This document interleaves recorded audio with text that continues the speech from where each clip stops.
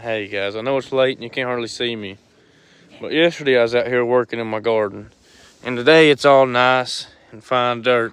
But yesterday I hadn't been looking after it, and it was all packed down real tight, and there was weeds all over the place, growing in every corner.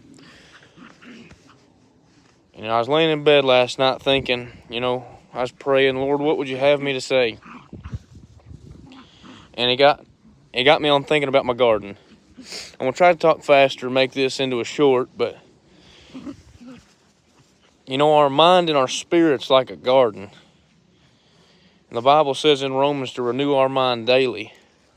Because I don't know if you know how gardens work, but if you let the weeds overtake it, then your plants ain't gonna grow.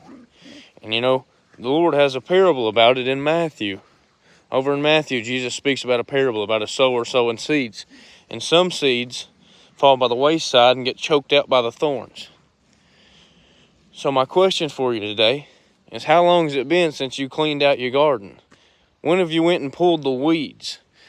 Weeds start as seeds and that, and the Bible says the devil puts seeds in your heart and in your mind.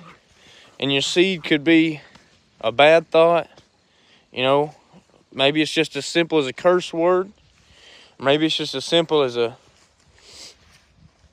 angry thought, a bad thought, a lustful thought. And if you don't pluck it out by the root,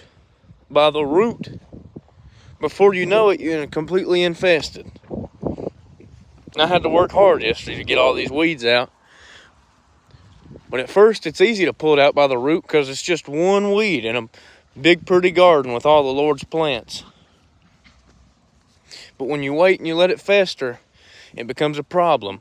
And you got to pull it out by the root. You can't just pull it out by the stem on top. It breaks off and then just grows back. You got to take it out by the root. And Jesus also speaks about it in Matthew. He talks about how, you need to,